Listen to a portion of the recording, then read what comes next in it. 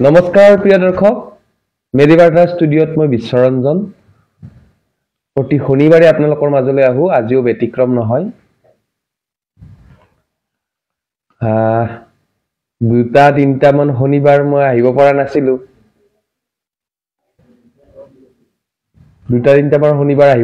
তাৰ কাৰণে আপোনালোকৰ মাজত আপোনালোকৰ ওচৰত ক্ষমা বিচাৰিছো আজি আপোনালোকক এই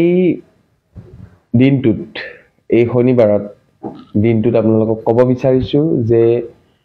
জেৰিয়েট্ৰিক কেয়াৰ বা ওল্ড এজ কেয়াৰ বা বয়োজ্যেষ্ঠ সকলৰ কেয়াৰ আমি কেনেকৈ ল'ম বয়সৰ লগে লগে আমাৰ এটা চেইন সিস্টেমত চলি আহে ন আমি যেতিয়া সৰু থাকো মা দেউতাই আমাক কেয়াৰ লয় হয়নে নহয় ঠিক তেনেকে মা দেউতাৰ অকণমান বয়স হৈ যোৱাৰ লগে লগে মা দেউতাক আমি কেয়াৰ ল'ব লগা হয় এটা সিস্টেমত চলি আহি আছে গতিকে আমাৰ যেতিয়া মা দেউতা বা আমাৰ বয়োজ্যেষ্ঠসকল তেওঁলোকৰ শাৰীৰিকভাৱে আৰু মানসিকভাৱে তেওঁলোকক যেতিয়া কেয়াৰ ল'ব লগা হয় তেতিয়া আমি কি কৰিম কেনেকৈ কেয়াৰ ল'ম এটা সময়ত বিশেষকৈ 60ৰ পিছত যেতিয়া তেওঁৰ ৰিটায়াৰ্ড হয় চাকৰিৰ পৰা বা যিকোনো কামৰ পৰা তেওঁ যেতিয়া অৱসৰ লয় তাৰ পিছত লাহে লাহে কি হয় শাৰীৰিকভাৱে কিছুমান প্ৰব্লেম আহে মানসিকভাৱে কিছুমান প্ৰব্লেম আহে সাপোজ যেতিয়া আপোনাৰ কি হয় চাকৰিটো শেষ হ'ল দিনৰ যেতিয়া দিনটো চাকৰিত কটাই আছিলে তাৰপিছত চাকৰিটো যেতিয়া শেষ হৈ গ'ল তেতিয়া কি হয় মেণ্টেলি মানুহজন অকণমান ভাগি পৰে সময়খিনি নাযায় টকা পইচাও অকণমান কম হৈ আহে বা যাৰ কিছুমানৰ টকা পইচা বেছি থাকে তথাপিও টকা পইচা থাকিলেও তেওঁৰ সেই যিটো মেণ্টেল ছেটিছফেকশ্যনটো নাপায় সেইকাৰণে কি হয় মেণ্টেলি আৰু ফিজিকেলি দুটা ভাৰসাম্য আমাৰ স্বাস্থ্যৱান বুলি ক'লে আমাৰ গোটেই মেণ্টেলি ফিজিকেলি আমি ফিট হ'ব লাগিব এটো আমাৰ ওয়াৰ্ল্ড হেলথ অৰ্গানাইজেচনে কৈছে অলৰেডি গতিকে এই বয়সৰ লগে লগে মেণ্টেলি আৰু ফিজিকেলি ফিটনেছটো কমি যোৱাৰ কাৰণে কি হয় আমি সেই তেখেতসকলক বয়োজ্যেষ্ঠসকলক আমি সাপোৰ্ট দিব লগা হয় তেখেতসকলে কি হ'ব পাৰে বিষ বিভিন্ন ধৰণৰ গাঁঠিৰ বিষ হ'ব পাৰে তেখেতৰ জইন্ট বিলাক কমজোৰ হৈ যাব তেখেতৰ শৰীৰৰ ব্লাড সাৰ্কুলেশন কমি যাব প্ৰেছাৰ বাঢ়িব পাৰে সুগাৰ বাঢ়িব পাৰে এই বিভিন্ন ধৰণৰ প্ৰব্লেম আহিব পাৰে কিছুমান অকমান বয়সৰ বেছি বয়স হোৱাৰ লগে লগে তেওঁলোকে সেই বেবি টাইপ বিহেভিয়াৰ কৰা আৰম্ভ কৰে যে ল'ৰাটো ওচৰত নাহিলে তেওঁ বেয়া পায় ল'ৰাটোৰ কেয়াৰটো বিচাৰে ছোৱালীজনীৰ কেয়াৰটো বিচাৰে এনেকুৱা কিছুমান প্ৰব্লেম আহে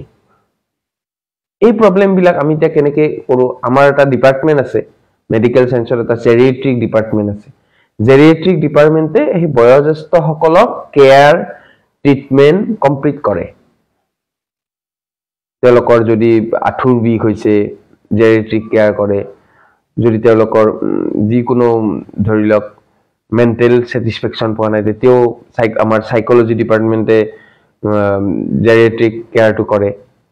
এই কমপ্লিট এটা টিম ৱৰ্ক হয় জেৰিয়েট্ৰিক কেয়াৰটো লোৱাৰ কাৰণে এটা কমপ্লিট টিম ৱৰ্ক হয় মেডিচিন অল ডিপাৰ্টমেন্ট লগ লাগি এই টিম ৱৰ্কটো হয় কাৰণ বয়সৰ লগে লগে এই টিম ৱৰ্কটো কৰিলেহে তেখেতে সুস্থ থাকিব তেখেতক সুস্থ ৰখা আমাৰ দায়িত্ব মেডিকেল সায়েন্সৰ দায়িত্ব গতিকে যিকোনো ক্ষেত্ৰতে হওক আঁঠু বিশেষকৈ আৰ্থ্ৰাইটিছ প্ৰব্লেম বিলাক হয় সুগাৰৰ কাৰণেই হওক বা বেলেগ কিবা কাৰণতে হওক আৰ্থ্ৰাইটিছ প্ৰব্লেম বিলাক হয় এই আৰ্থ্ৰাইটিছটো আমি কেয়াৰ ল'ব লাগিব ফিজিকেল মেডিচিন ডিপাৰ্টমেন্ট লাগিব কেয়াৰ লোৱাৰ কাৰণে গতিকে ফিজিকেল মেডিচিন ডিপাৰ্টমেন্টৰ বয়োজ্যেষ্ঠসকলৰ কাৰণে এটা বিশেষ ৰোল আছে বুলি মই এই কাৰণেই কৈছো যে ফিজিকেল মেডিচিন চিকিৎসকজনে তেখেতৰ বিষৰ পৰা তেখেতক মেণ্টেলি ছেটিছফাইড কৰিব আৰু তেওঁ নিয়মিত ব্যায়াম নিয়মিত এক্সাৰসাইজ কৰাৰ হেবিটটো কৰিলে কি হয় তেওঁ এটা হ্যাপি ফিল কৰিব নহয় জানো আমি এনে জেনাৰেল যেটো আমাৰ এজত এডাল্ট এজত আমি যদি ৰাতিপুৱাৰ ভাগত এক্সাৰসাইজ কৰো আমাৰ কি হয় আমাৰ হ্যাপি হৰমন এটা প্ৰডিউস হয় সকলে জানে যে এক্সাৰসাইজ কৰাৰ পিছত আমি এক্টিভ হৈ যাওঁ, আমাৰ দিনটো একদম ভালকৈ যায়, নহয় জানো? গতিকে আমি সেই বয়োজ্যেষ্ঠ ককা দেউতা বা মা দেউতা সকলোকে আমি কেয়াৰ ল'ব লাগিব। আৰু কেয়াৰ আমি চিকিৎসকে কেয়াৰ ল'ব লাগিব বুলি নহয়, আপুনি ঘৰতো তেখেতক যিটো বিহেভিয়াৰ কৰিব লাগে, তেখেতক যিটো ক'ব লাগে, তেখেতৰ লগত যিটো আমাৰ ৰিলেশ্যনশ্বিপ মেইনটেইন কৰিব লাগে, এইটো খুব দৰকাৰী। তেওঁক বেয়া ব্যৱহাৰ কৰিব নালাগে, বুজাব লাগে। কিছুমান অলপ বয়সৰ লগে লগে কি হয়, মেণ্টেলি অলপ খিংখিঙীয়া টাইপ হৈ যায়, তৎক্ষণাৎ খং উঠা স্বভাৱৰ এটা হৈ যায়।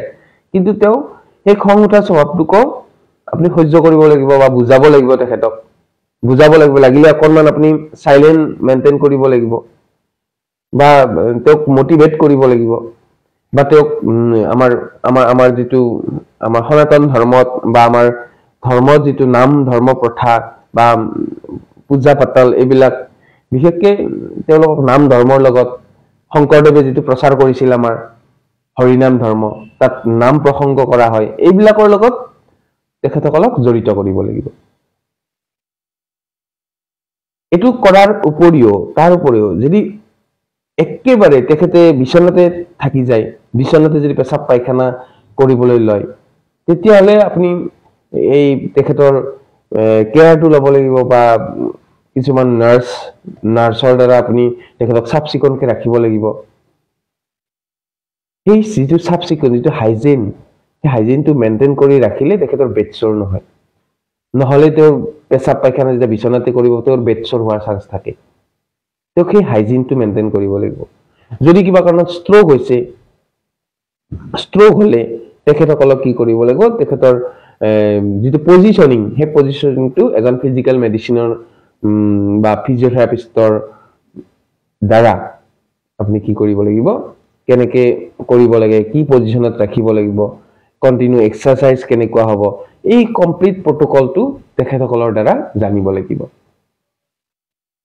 এটা কমপ্লিট এটা চিষ্টেমেটিকেলি গৈ থাকিব। যদি আপোনাৰ চকুৰ কিবা প্ৰব্লেম থাকে, আই কেয়াৰ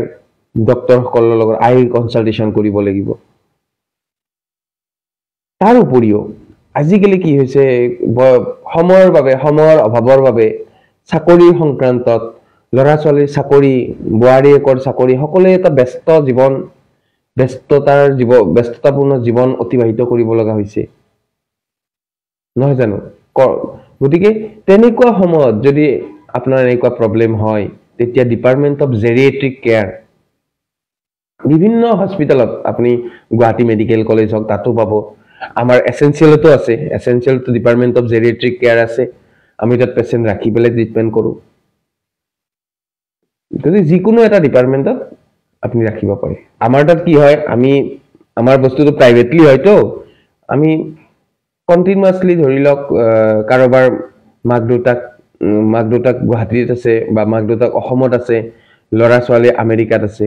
তেতিয়া আমি এছেঞ্চিয়েল মেডিকেয়াৰ প্ৰাইভেট লিমিটেডে সেই ডিপাৰ্টমেণ্ট অফ জেৰিয়েট্ৰিক কেয়াৰৰ সহায়ত তাত আমি ৰাখি তেওঁলোক যিমান দিন থাকিব বিচাৰে, যিমান দিনলৈ তেওঁলোকক আমি চিকিৎসা কৰিব পাৰোঁ, বা তেওঁ সুস্থ হৈ নাযায়, তেতিয়ালৈকে আমাৰ তাত ৰাখি পেলাই ট্ৰিটমেণ্ট কৰোঁ। এইটো আপোনালোকক জনাব পাই সুখী হৈছোঁ যে আমিও এটা প্ৰয়াস কৰিছোঁ, বা গভৰ্ণমেণ্ট হস্পিটেলবিলাকে সম্ভৱ নহয়, গোটেই জনতাক তেওঁলোকে ৰখাটো সম্ভৱ নহয়। আমিও কেইখনমান বেড লৈ, কেইটামান এটা কোঠা লৈ আমিও জেৰিয়েট্ৰিক কেয়াৰ কৰোঁ। গতিকে আপোনালোকে যদি এনেকুৱা ধৰণৰ হয়, আমাৰ এছেঞ্চিয়েলৰ টিমৰ লগতো যোগাযোগ কৰিব পাৰিব, বা গুৱাহাটী মেডিকেল কলেজৰ টিমৰ লগতো যোগাযোগ কৰিব পাৰিব। কিন্তু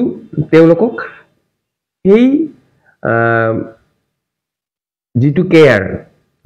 বয়োজ্যেষ্ঠসকলক যিটো কেয়াৰ, সেই কেয়াৰটো দিয়া অতিকৈ প্ৰয়োজন। নহ'লে তেখেতে সেই যিটো পেইনত ভুগি আছিল, যিটো তেখেতৰ মেণ্টেল প্ৰেছাৰত ভুগি আছিল, তেতিয়াৰ পৰা তেওঁ খিংখিঙীয়া হৈ এটা বেলেগ অৱস্থা পাব পাৰে, বা তেখেতৰ যিটো খিংখিঙীয়া স্বভাৱটো বাঢ়ি যাব পাৰে, তেখেতক মানসিক অশান্তি বাঢ়ি যাব পাৰে সেই কাৰণে আপোনালোকে কি কৰিব এই ইনিশিয়েল ষ্টেজৰ পৰা